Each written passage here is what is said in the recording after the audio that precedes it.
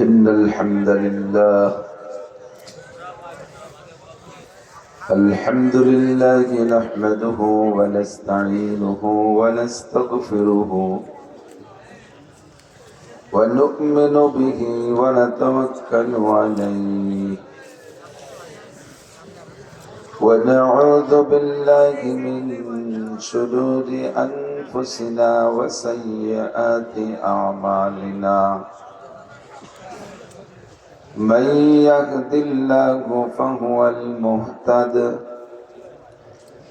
ومن يضلل فلن تجد له وليا مرشدا ونشهد أن لا إله إلا الله وحده لا شريك له ونشهد أن سيدنا وسندنا وحبيبنا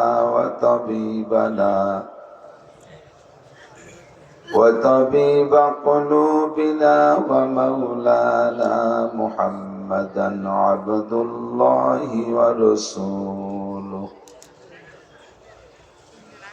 صلى الله تعالى عليه وعلى آله وأصحابه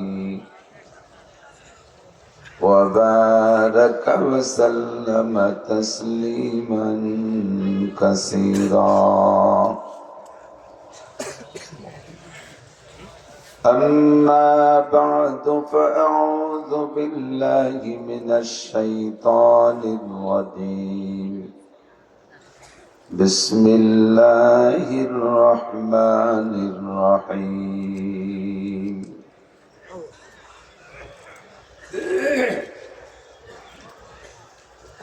يا أيها الذين آمنوا اتقوا الله حق تقاته ولا تموتن إلا وأنتم مسلمون ثم قال الله تعالى يا أيها الذين آمنوا ادخلوا في السلم كافة ولا تتبعوا خطوات الشيطان إنه لكم عدو مبين صدق الله مولانا العظيم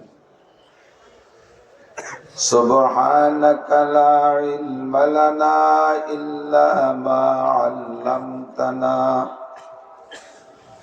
إنك أنت العليم الحكيم رب اشرح لي صدري ويسر لي أمري واحلل عقدة من لساني يفقه قولي رب زدني علما اللهم أرنا الحق حقا وارزقنا اتباعه وأرنا الباطل باطلا وارزقنا اجتنابه সকলে বলি আমিন। গভীর রাত একটু দুরূদ শরীফ পড়ি, আল্লাহর রহমত 10 গুণ বেড়ে যাবে। اللهم صل على محمد وعلى آل محمد كما صليت على إبراهيم وعلى آل إبراهيم إنك حميد مجيد اللهم بارك على محمد وعلى آل محمد كما باركت على إبراهيم وعلى آل إبراهيم إنك حميد مجيد ঐতিহ্যবাহী গওহরডাঙ্গা খাদেমুল ইসলাম মাদ্রাসা কর্তৃক আয়োজিত 3 দিনব্যাপী ইসলামী মহাসম্মেলনের সমাপনী দিন। এদিনের একেবারে শেষ অধিবেশনে চলে আসছি। প্রায় 3 দিনব্যাপী মাহফিলের ইন্তেজামি কমিটির সম্মানিত সদর, জামিয়ার সুযোগ্য সুদক্ষ সাহেব ইলম, সাহেব আমল, সাহেব আমানত, সাহেব তাকওয়া, সাহেব ফিকির হযরত মুহতামিম সাহেব হুজুর, নায়েবে মুহতামিম সাহেব হুজুর হাফিজাহুমাল্লাহ, জামিয়ার সুযোগ্য মুহাদ্দিসিনে কেরাম, আসাতিজায়ে কেরাম, আজিজ আমতুলাবা, 3 দিনব্যাপী মাহফিলের দাওয়াতি উলামায়ে কেরাম, এ অঞ্চলের অনেক অনেক হাজার হাজার উলামায়ে কেরাম, আইম্মায়ে মাসাজিদ, প্রাণপ্রিয় দেশবাসী,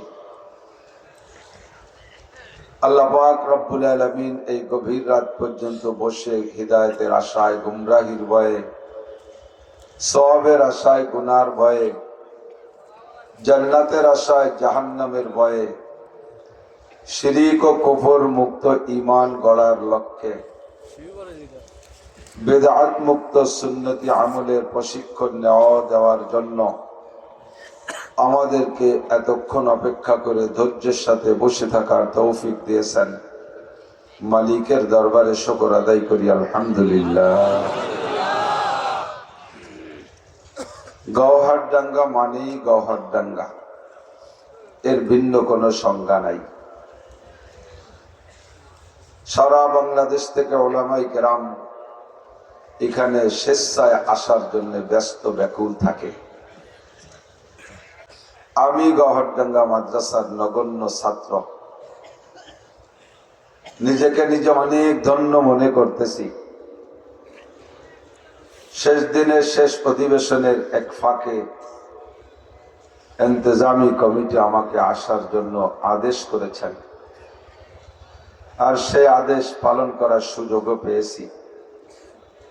এজন্য আমি শুকর আদায় করি, আলহামদুলিল্লাহ। অনেক পরিশ্রম করে এসেছি, অনেক দূরে দূরে 2টা মাহফিল করে, শেষ মাহফিল থেকে পর্যন্ত 100 কিলোমিটার দূরে ছিলাম। এখন আর স্বাস্থ্যে কুলাচ্ছে না, শুধুমাত্র বরকত নেওয়ার জন্য আসছি। আমার এক জাত উস্তাদ গওহরবাগের ভিতরে শুয়ে আছেন, কাশিনী হুজুর রহমতুল্লাহ আলাইহি, মুহতামিম সাহেব হুজুর রহমতুল্লাহ আলাইহি, বড় হাফেজ সাহেব হুজুর রহমতুল্লাহ আলাইহি, বরিশালের হুজুর রহমতুল্লাহ আলাইহি, সব আমাদের উস্তাদ ছিলেন। চলে গেছেন তারা। তাদের দোয়া, তাদের রোহানি ফয়জ ও বরকত নিতে আসার জন্য একটু সুযোগ পেয়েছি। আমি আমাকে অনেক ধন্য মনে করতেছি। বহিরাগত উলামায়ে কেরামরা আসবে এই ময়দানকে রওনক দেওয়ার জন্য, আর আমরা আসবো এই গওহরবাগের ছোট্ট একটু শাখার মাথার একটু পাতার একটু কোনা, এখান থেকে বরকত নেওয়ার জন্য। আমাদের কোনো কৃতিত্ব নেই। গওহরডাঙ্গা মাদ্রাসার থেকে চৌমনি হুজুর রহমতুল্লাহ আলাইহির হাতে পিটান খেয়েছি, ঢুকলেই সেটা আমার মনে পড়ে। ওনাদের এই লাঠির বরকত, চৌমনি হুজুর রহমতুল্লাহ আলাইহির লাঠির বরকত, মুরব্বীদের ধমকের বরকত, আলহামদুলিল্লাহ সারা বাংলাদেশে ঘুরে বেড়াচ্ছি সেই ওসিলায়। এজন্য আমি আমার মুরব্বী মরহুম আসাতিজায়ে কেরামদের জন্য আন্তরিকভাবে দোয়া করি, আল্লাহ তাআলা ওনাদেরকে জান্নাতুল ফেরদাউসের আলা মাকাম নসিব করেন। আমিন। এক তো গওহরডাঙ্গার ময়দান, বসলেই এখানে ভিতরে যা কিছু থাকে সব এমনিতেই শুকায় যায়। এরপরেও 3 দিন ব্যাপী মাহফিল, পর্যাপ্ত ওলামায়ে কেরাম এসেছেন, তাদের কাছ থেকে অনেক কথা আপনারা শুনেছেন। আমার মনে হয় না যে ওয়াজের ময়দানে যে জাতীয় কথা বলা হয় তার কোনো কথা বলতে বাকি আছে। এখন শুধু চর্বিত চর্বণ, রাতটা শেষ করতে হবে, যে কোনো ভাবে টেনে টুনে ধরে রাখতে হবে। শারীরে এক টান আমার কপালে চড়ছে, শেষ রাত্রি এসে। আপনাদের অনেকেরই ঘুম ভেঙে উঠে গেছেন, হয়তো আমি এসে কষ্টই দিয়েছি মনে হয়। আল্লাহ পাক রব্বুল আলামিন আমাদের এই মুজাহাদাকে, আমাদের এই কি বলা হয়, এই কষ্টকে আল্লাহ কবুল করে নেন। সবাই বলেন আমিন। শেষ বেলায় অল্প কিছুক্ষণের জন্য আমারও স্বাস্থ্য আর পারতেছি না, খুব কষ্ট হয়ে যাচ্ছে। তার ভিতরেও যেহেতু আপনারাও বসছেন, উঠে আমিও আসছি, 2টা আয়াতের থেকে কিছু অংশ তিলাওয়াত করেছি কোরআন শরীফের থেকে। আল্লাহ পাক রব্বুল আলামিন বড় মায়ার সাথে, মহব্বতের সাথে ডাক দিয়ে বলেন, নবী আলাইহিস সালাতু ওয়াস সালাম মক্কায় থাকতে, মক্কি জিন্দেগিতে যে আয়াতগুলো নাজিল হয়েছে, সে আয়াতের ভিতরে আল্লাহ তাআলা যদি মানব জাতিকে সম্বোধন করতে, ডাকার জন্য ইচ্ছা করেছেন, তখন একটা শব্দ দিয়ে ডাক দিয়েছেন, সেটা হলো ইয়া আইয়ুহান নাস। হে মানব জাতি। মানব জাতির মধ্যে মুসলমান, অমুসলমান, হিন্দু, বুদ্ধ, খ্রিস্টান, ইহুদ, নাসারা, কাফের, মুশরিক, মুরতাদ, বেঈমান, আস্তিক, নাস্তিক সব থাকে, সমস্ত মানুষই মানব জাতি।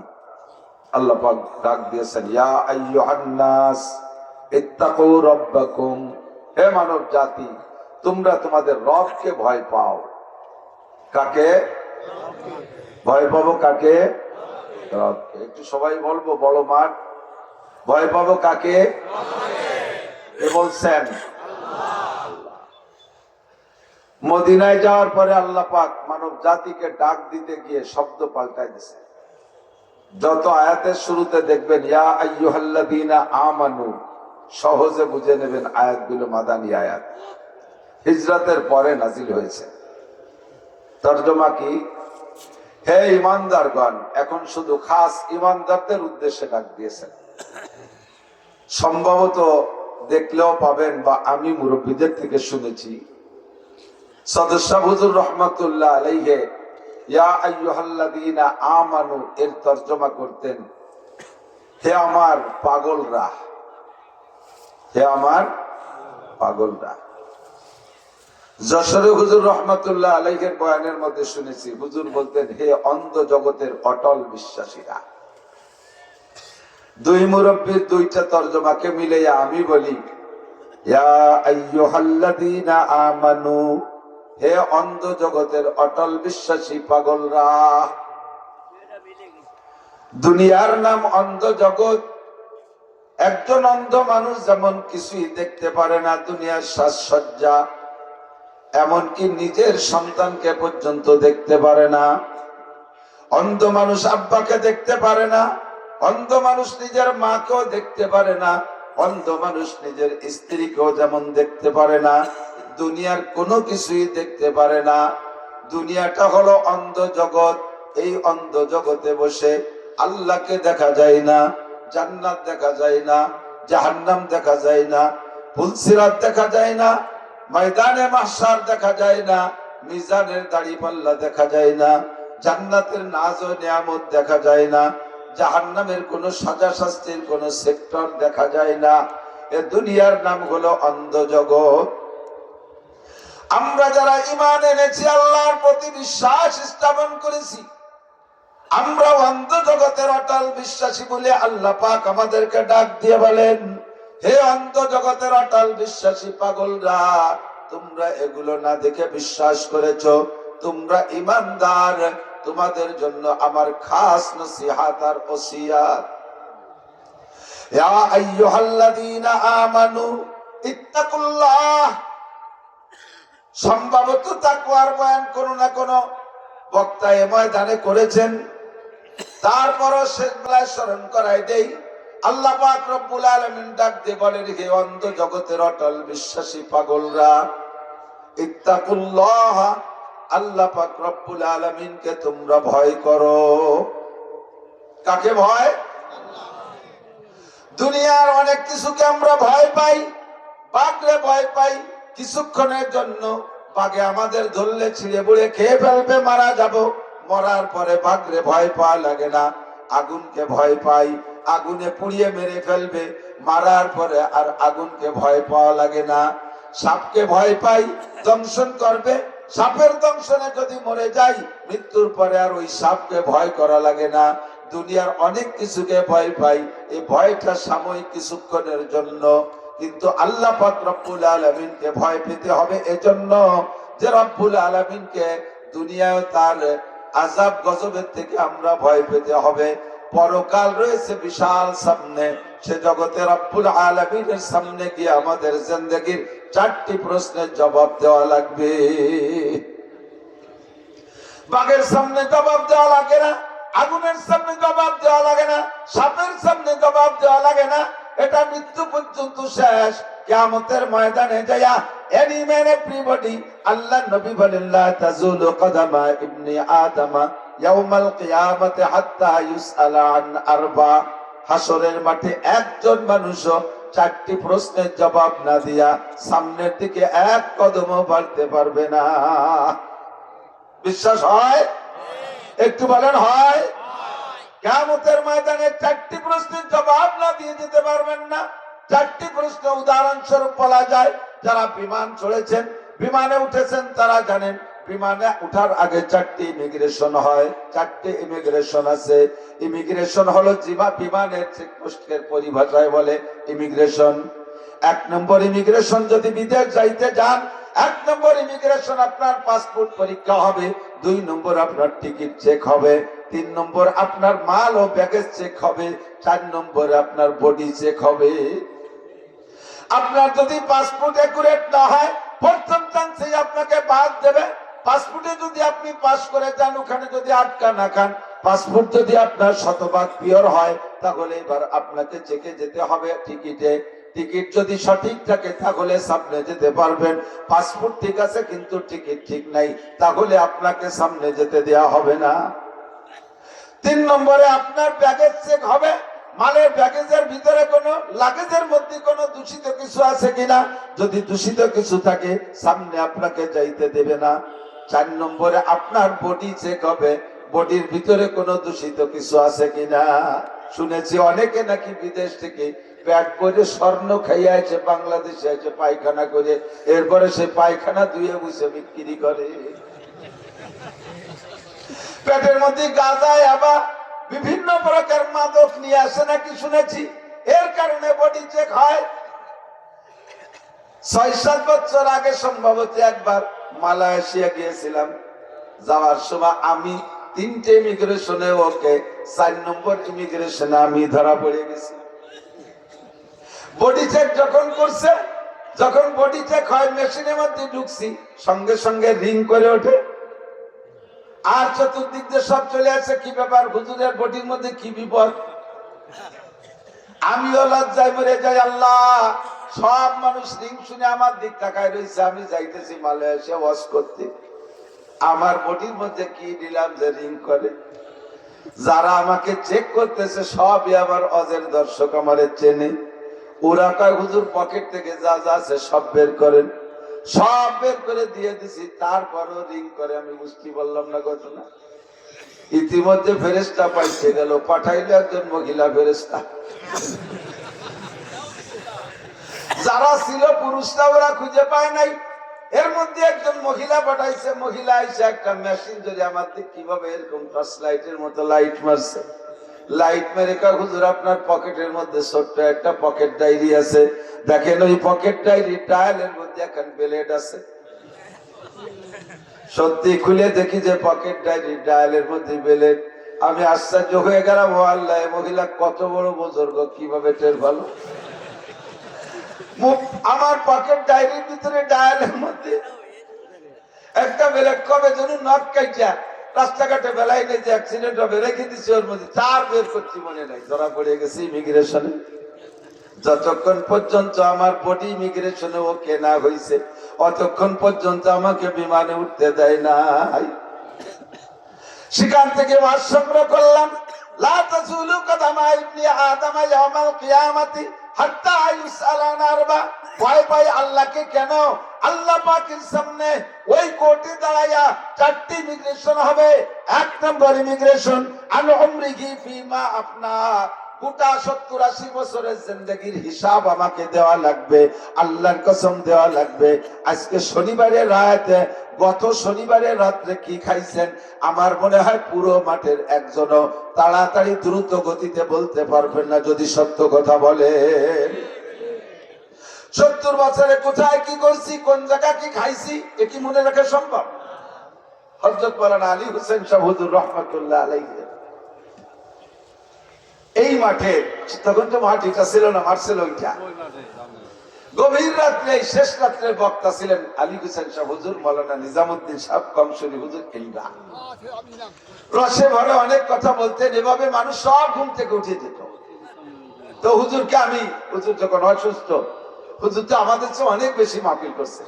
আমি একদিন হুজুরকে জিজ্ঞেস করছি, হুজুর কিয়ামতের মাঠে যদি গোটা জিন্দেগির হিসাব দিতে হয়, আপনি কি এর হিসাব দেবেন? তুই তাকাও কেন? আমি বললাম, হুজুর সারা বাংলাদেশের কত জেলা, কত থানা, কত ইউনিয়ন, কত গ্রাম আর কত বাড়ি, কত মাদ্রাসায় কত জায়গা খাইছেন, এইটা কি আপনার মনে আছে? এইটার হিসাব কিভাবে দেবেন? হুজুর বরিশালে মানুষ তো কয় যে আমি হিসাব তো দূর, আমি আল্লাহরে ধরুন। ওনার বরিশালে আমি আল্লাহরে ধরুন। আমি কই আল্লাহরে কিভাবে ধরবেন? আমি আল্লাহরে বলবো, আল্লাহ নমরুদ, কারুন, হামান, সাদ্দাত, ফেরাউন, আবু জাহেল, আবু লাহাব, উতবা, সাইবা, ওলীদ ইবনে মুগীরা, কাফের, মুশরিক, হিন্দু, বৌদ্ধ, খ্রিস্টান, হাজার হাজার লক্ষ লক্ষ নাস্তিক, যারা জীবনেও তোমাকে আল্লাহ বলে স্বীকার করে না, যারা আখিরাত পরকাল মানে না, তাদেরকে তুমি আলিশান বিল্ডিং এ বসাইয়া দুনিয়ার দামি দামি খাবার খাওয়াইছো। আমি একটা খোলা মানুষের সাইডে ভাত খাতি এত জায়গা ঘুরাইছো কেন? আমার সাইডে ভাত খাতি কি তুমি জায়গায় বসাই পাইতে না?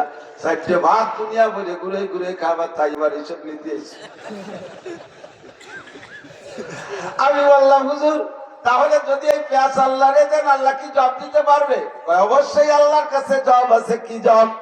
হুজুর বললেন, তখন হাদিস শুনাই দিলেন, ইসাব্বু আহলুন নার ফায়ামুরু বিহিমুর রাজুলুম মিন আহলিল জান্নাহ ফায়াকুলু ইয়া ফুলান আমা তারিফুনি আনাল্লাযী সাকাইতুকা শারবাতান ওয়া ক্বালা বাযুহুম আনাল্লাযী ওয়াহাবতু লাকা ওযুআ ফায়ুশফাউ লাহুম ফায়ুদখিলুহুমুল জান্নাহ। তরজমা পরে বলি, আগে বলেন সুবহানাল্লাহ। হুজুর বলেন, রাহমাতে হক বাহানা মিজুয়াত, কিয়ামতের ময়দানে আল্লাহ পাক কোটি কোটি মানুষকে বিভিন্ন বাহানায় ক্ষমা করে দিবেন। বাহানার ভিতরে হাজারো প্রকার বাহানা আছে। এই হাদিসের মধ্যে হুজুর বলেন, জান্নাতীরা যখন জান্নাতের সার্টিফিকেট পাবে, ফামান উতিয়া কিতাবাহু বিয়ামিনিহি ফাসাউফা ইউহাসাবু হিসাবান ইয়াসীরা, আল্লাহ পাক যার হাতে ডান হাতে আমলনামা দিবেন, যেই ব্যক্তি ডান হাতে আমলনামা পেয়ে যাবে, ডান হাতে আমলনামা পাওয়ার সঙ্গে সঙ্গে জান্নাতের সন্ধানে দৌড় মারবে। ফেরেশতাদের কাছে বলবে, ভাই আইনাল জান্নাত, জান্নাত কোথায়? আমি সার্টিফিকেট পেয়েছি, টিকিট পেয়েছি, আমি জান্নাতে যাব, জান্নাত কোন দিক বলো? ফেরেশতারা জান্নাতের পথ দেখিয়ে দিবে, হাযা সাবিলুল জান্নাহ, এই ডান দিক চলে যায়, এটা জান্নাতের রাস্তা। আল্লাহর বান্দা ডান হাতে আমলনামা নিয়া জান্নাতের সন্ধানে কত দূর আগানোর পরে হঠাৎ করে মনে পড়বে, আরে আমি তো জান্নাতে যাই, আমার আব্বা মা কোন জায়গায়? এই ময়দানে মাশারে তো আব্বা মাকে দেখলাম না। সর্বপ্রথম মনে পড়বে আব্বা মার কথা। আল্লাহর বান্দা ডান হাতে আমলনামা নিয়ে দাঁড়িয়ে যাবে, আর এক কদম সামনে বাড়বে না, মুখ কান যেন মলিন। আরশে